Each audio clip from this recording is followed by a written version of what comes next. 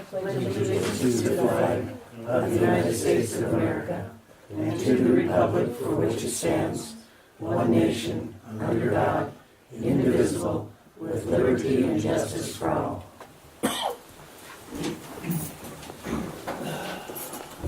Okay, before we get to the agenda, I'm going to read this. This is from Mike Bentling, Romberg Mayor and Town Council. This is my letter of resignation from the Public Works Department as Director. This will be effective 12 March 2018 at the end of my shift. When I began this job, there was a limited knowledge as to what to do, what the job entailed, and as far as required tests, tools, and inventory needed. DEQ requirements and manpower needed to do all required by law. I have repeatedly tried to explain that DEQ recommends 2 people on shift during working hours, not including weekend testing. The new suggestion of a 7-day week schedule, in my opinion, will end up costing the town more in overtime hours than our current work schedule.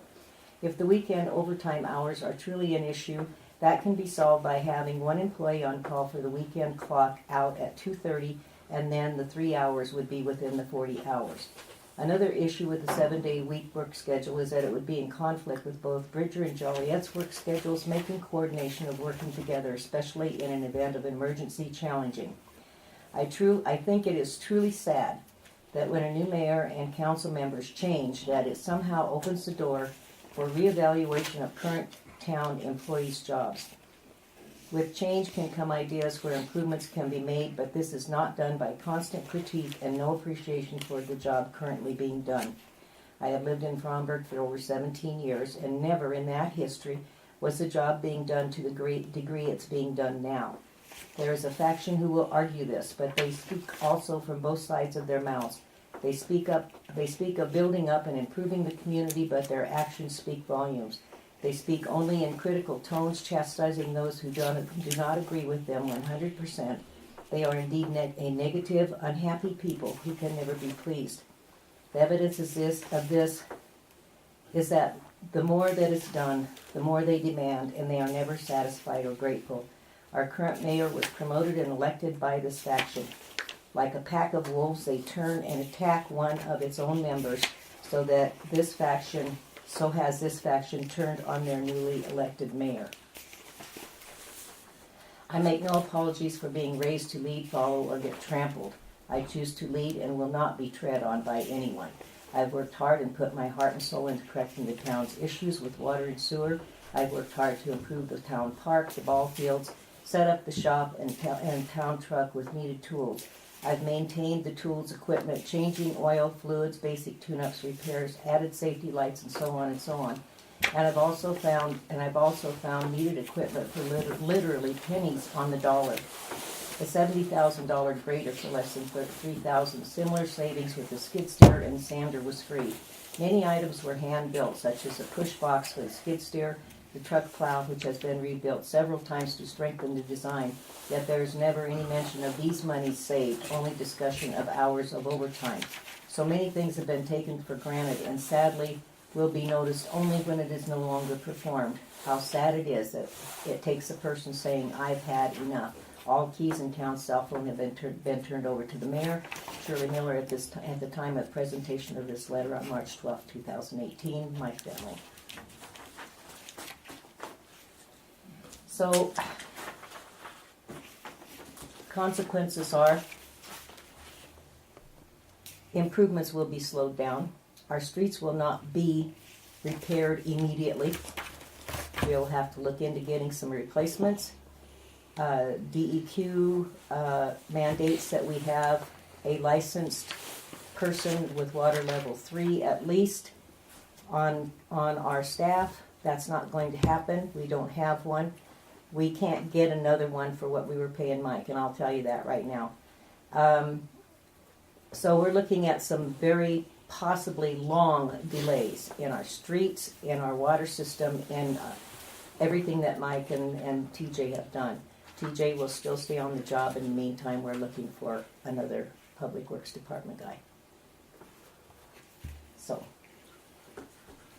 we'll go on with The agenda, changes to the agenda, does anyone have any changes? Or amendments?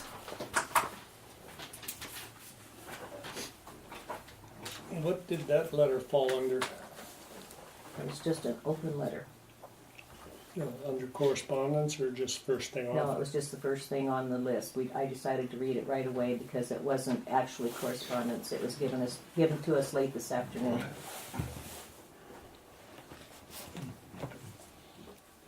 Any changes? I'll make a motion we accept the agenda as presented. I'll second that. We have a motion to accept the agenda as presented. All in favor? Aye. Any opposed? The agenda has been accepted. You have the sheriff's report, Josh? So I gave her a copy. You got 61 hours total since the 1st of February is the way it's looped into this deal. Okay. There's been 34 calls for service during that time period. A lot of it seems to be for the same area, welfare checks, and it has resulted in a lot of citations being written in the Fromberg City Court. Okay. We've tried to address this problem many different ways, and we had to write citations so that individual will be in court. And other than that, we've done a couple welfare checks that have resulted in transports to appropriate places for them, and still working on getting that office straightened out. Okay. So that's basically what it is. I'm fairly quiet minus those couple events. Good. So See you around town a lot. You're deputy one or two, so. yeah, and we're trying to get, obviously a couple weeks ago we had the homicide in Red Lodge, so we didn't have a lot of time to spare, but we're trying to get over here on Wednesday afternoons. That's when court is typically, so that there at least be either myself or the undersheriff. There's a conflict with district court on every other Wednesday, but we'll try to have kind of some set office hours here once we get going, so we'd be available for people to, we're always available by a phone call, but to kind of be here and just hanging out and touch base with people. Okay. So we're working towards that. Good. Do you have a motion to accept the sheriff's report? I make a motion we accept the sheriff's report. Let's give it. I have a motion and a second to approve the sheriff's report. All those in favor? Aye. Aye. Opposed? Motion's passed. Public comment for those things not on the agenda. I have a public comment.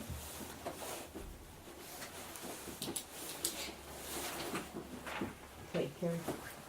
So, Matt received a phone call. Actually, well, he called you and then you left a voicemail. Mm-hmm. Yes, Ms. Speaker, this is Shirley Miller, and I'm returning your call. The neighbor that you were speaking of is, yes, the town attorney's opinion is that we approve that. We cannot go back and disapprove it, and he is able to finish building his shop. He is not on city property. His lot is 70 feet wide.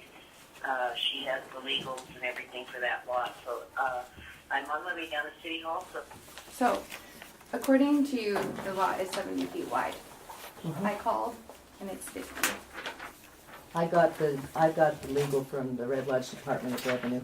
Clerk and Recorder's office says, according to this, they're 50 feet wide. All the lots in that They all subdivision are. are 50.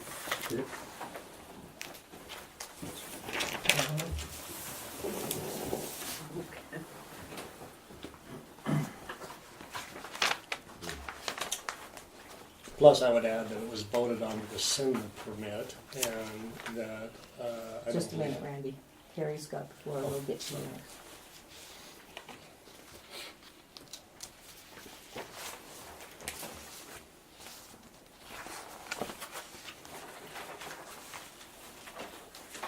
So if it contradicts with what the Department of Revenue office in Red Lodge has, You didn't understand my legal opinion, okay? I said that once you had voted on it, you can go back and in rare occasions rescind your vote. Okay? I said I didn't think you had legal grounds then to defend against a lawsuit if the owner of the property came back after the town. Mm-hmm. I understood that. Okay. Well, if, in my opinion, he needs to survey before he builds. He didn't survey, and that would be his responsibility to survey his property to make sure he's within his property lines. Because when you voted on it according to it being within his property lines. Mm-hmm. So if he's building, we don't know where he's building because he can't even find his own survey sticks. And I'm not sure the town has the authority to tell him that he's got to survey, do we? There's nothing in the ordinances that require a survey. In fact, there's nothing in the ordinances right now that allow for a zoning committee. There's nothing in the actually what happens according to the ordinances that are in place that have not been changed since 2004. Your chief of police, who's no longer there, is the one that's supposed to be going out, measuring the property, making sure the setbacks are in place, and making a recommendation to the council whether they approve or disapprove the zoning application. So what you've been doing all along is having 3 people or 2 people go out, measure, try to come up with the setbacks. There's nothing in place in the ordinances that require anything about what they're supposed to be looking for, what is supposed to be in the application. So what I was saying, in retrospect, you shouldn't have reconsidered your vote without knowing the consequences. That's all. Well, and I'm just saying that obviously it was moved forward upon before people knew what they were even moving upon. If And there's that a was a mistake. discrepancy between 70 feet and 50 feet wide, that's a pretty big discrepancy of 20 feet. I think they were looking at the setbacks, not whether it was 50 or 70 feet. Whether it was 15 feet from the property lines. Right. That was my understanding. And so what makes the ordinances, because from calling the state, according to the state, technically, if it's residential, you don't have to build to a building code when it's anywhere. They said Fromberg has no authority on building codes. The That's right. only authority that Fromberg would have would be zoning. That's correct. So, what's gonna keep him from building wherever what's gonna keep me from building on my neighbor's lots? Well, if it, Like say he's even not 2 being, feet. it's my understanding, he's not building on your lot, right? No, Okay, but if he's building out into the easement of the road, okay. or he's building, because if it's 20 feet into the street, then technically he's building on city property. Is he building 20 feet into the street? If he's No. building 70 feet, I don't actually care so much about what my neighbor's doing, but I think that the town needs to have processes and procedures I in agree place with you, I agree. to make things. And that's why I said, you guys all, or the council made a decision based on a recommendation, and yes, there was it appears there was a error made, okay? A big one. So we're gonna say that the ordinances actually that nobody has to follow the ordinances that are actually online. Those No, aren't I'm legal. not saying that. I said, okay, that yes, you can reconsider your vote, and obviously they did reconsider their vote, but I said you did so without examining the consequences. And the consequences are a $35,000 lawsuit against the town. Because once he got the go-ahead to do it, he purchased the package, he's ready to go, he's already put the concrete down, he's put the stakes in place. Now you're telling him, no, we've reconsidered our decision. And what I said was, you didn't make your decision based on the consequences, and I can't defend your action. In other words, get out your checkbook if you want to go ahead and enforce that vote. That's what I said. And I followed that up with, you need ordinances in place that are followed consistently. You need people that can go out and examine the property and look at the setbacks and see if they're following the setbacks before a decision is made. And I have written up a provisional ordinance that provides for that. An emergency ordinance where you don't have to go the first month and the second month. It has something in place that the council can follow, and that there is a zoning committee that goes out and does that. What I'm talking about is cleaning up, or trying to clean up the mess that's been made. Cause I was Now- under the impression too that now that he hasn't followed the ordinances that were in the book, that I went and looked at before I even thought about building a big old shop. Well, there isn't any ordinances in place telling him what he had to do. Really? Cause I There's a thought that permit. what's the Okay. one where it says that under the ordinances, like 150, and it says I have to go 15 feet from, Those are setbacks. right. What you're talking, or maybe They I'm were under misunderstanding. ordinances, I Yes, thought. uh-huh. Yeah. There are setbacks in place. There are written setbacks. What I'm talking about is having a committee formed and having an ordinance that says, okay, you're going to have 3 people on this committee, and these are their duties. And as part of a zoning application, you need to submit a legal description or a survey of the property. You need to put the measurements in place. You need to tell us what kind of building you're building. See, I thought, I Okay. read it today, and it said, and you need to have the legal description, you need to have the size of the You- building on there. Please, I encourage you to show me that ordinance. I thought it was supposed to be a semi-trailer sitting on there. Just a minute, just a minute. I didn't print them That's off, in the other they were all printed off online, when they were all I online. have right here. That showed you were supposed to be 15 feet from an alley, you were supposed to Listen, be. I understand the setbacks, and you're correct, they are set forth what you're supposed to comply with. Well, what and I'm then it saying said, is for the that- zoning committee application, it did say, like, you had to put the size of the building you're building on there. How far you're putting it back from your lot. It doesn't give that much detail, okay? I think there needs to be something in place that says, you need a plan in place, you need a survey of your property, you need to know the stakes, you need to know how much of the percentage of the property you're having, because that's in the ordinances, okay? Mm-hmm. And you need to set it out clearly so that the committee can come along, look at it, see if it conforms, and then make a recommendation to the council. Mm-hmm. Now, see, right now, all of that is in the hands of the police chief, not in the hands of a zoning committee. So what I was saying is, next time you do this, let's do it right. Let's get those ordinances in place to enforce the setbacks that are clearly set forth. So we can go forward and enforce the ordinances consistently.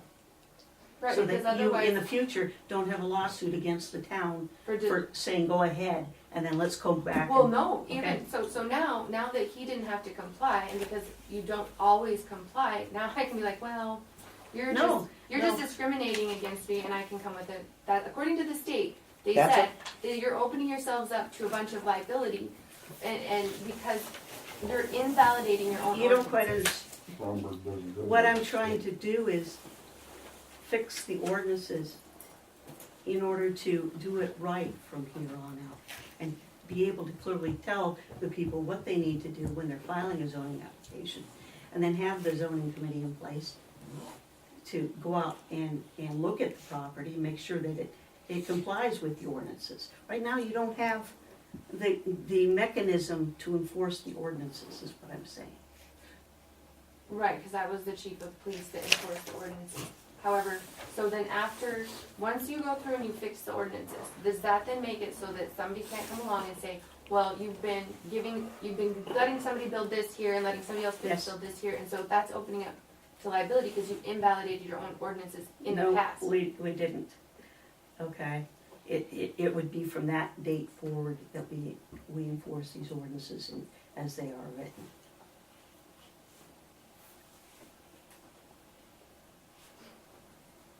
So. You do have ordinances that say, these are your setbacks, okay? You do have ordinances that say, if you're using the property differently than they're supposed to be used, then there's a certain procedure you go through, okay? Mhm. But the person who would be reviewing the ordinances to make sure that those people that are filing zoning applications in the past has been the chief of police, according to the ordinances. Not the 3-person committee. Go ahead. I have a question for that. Then if that's the case, why in the past was Annette Anderson coming in here with zoning applications and recommending them to the council. Because That it's been seems done to this way. that seems to contradict what you're just now saying. It wasn't Ralph that came in with a zoning permit No, to recommend it to the council. I understand. It hasn't been followed. These ordinances that you have in place right now haven't been followed. Oh, I'm in total Okay. agreement with you. I can give you 12 years and 12 different cases that a town is irate over. So, but even when there was a rezoning party, I can give you an instance where the party came in and there was a deal that kind of wound up twerking a neighborhood off because of the way it was handled. So I'm just having a really hard time if we're gonna go one way or the other. Trying to And I don't think anybody has a problem as far as if twerking off the neighborhood because somebody got something and somebody else didn't. Except for that, if you're opening yourself up to a lawsuit, I'm gonna end up paying that as a resident of Fromberg in the long run because shit will have to get raised. You know, my monthly payments to the town stuff will have to be raised because how are you gonna pay your bills otherwise? So if you're opening yourselves up to lawsuits and liabilities because you're discriminating between what somebody else can do and what this person can do, so then we're having all this turmoil, it just seems like it's not gonna be a good thing. And that's why I'm saying, okay, what is the process? So I'm not disagreeing with you, but I'm saying like, obviously we didn't know the size of our lots. And all it took was 5 minutes to call the clerk and recorder's office. Cause they have the plat maps. And that's kind of a big discrepancy. It Yeah.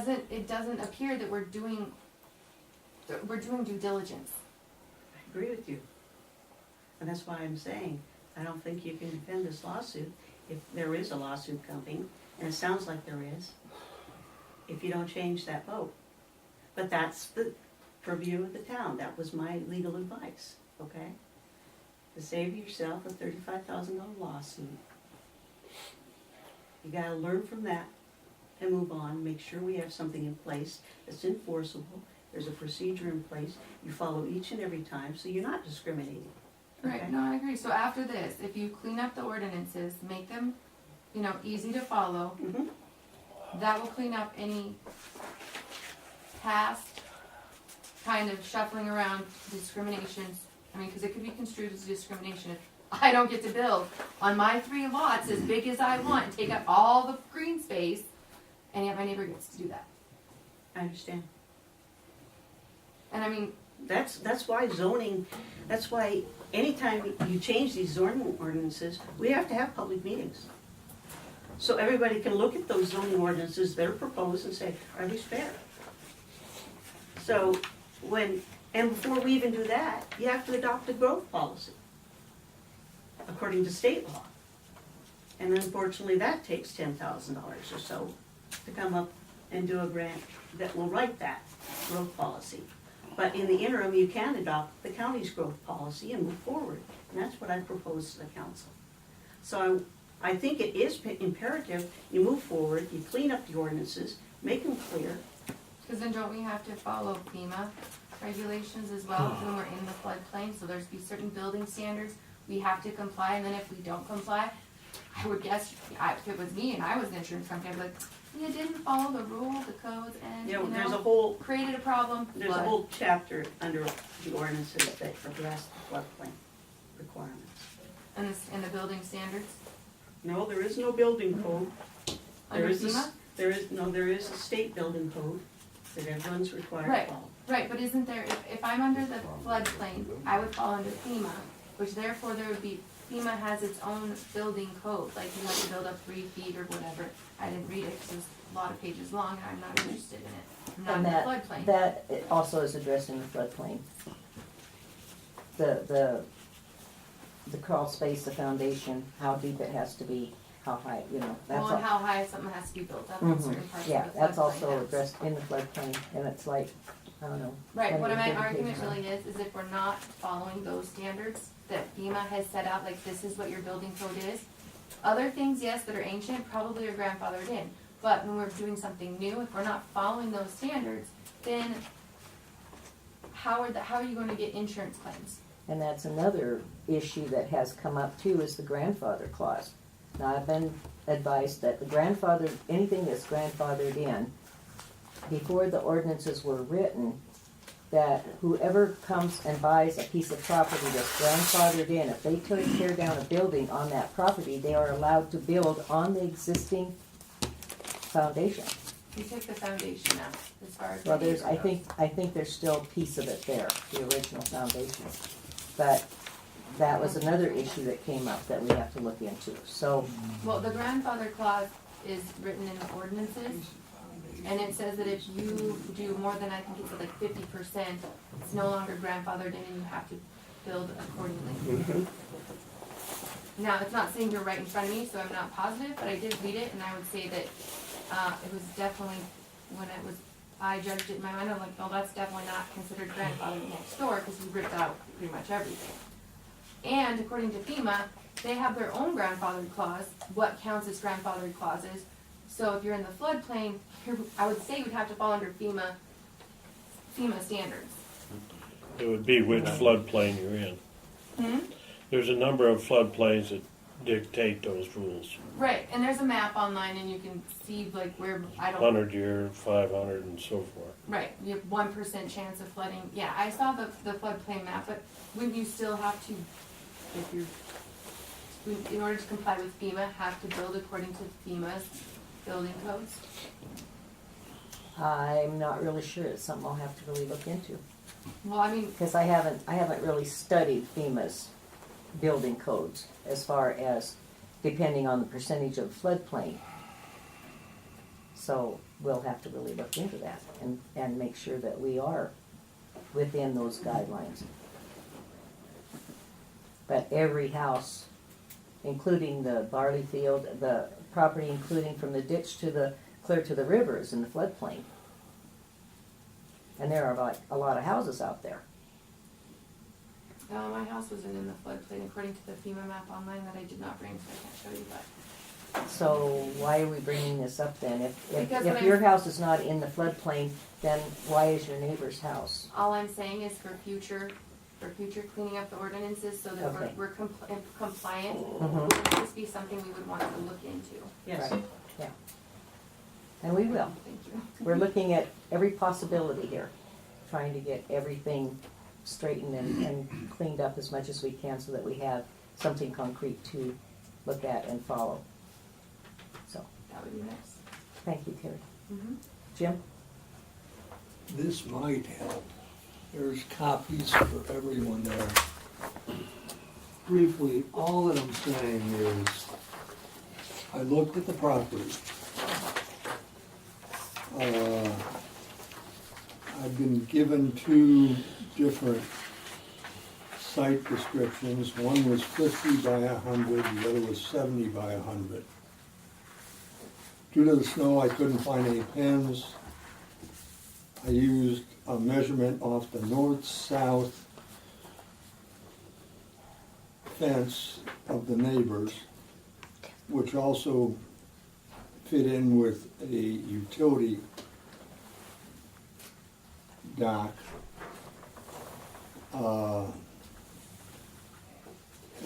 If my measurements were accurate, we've got a big problem. And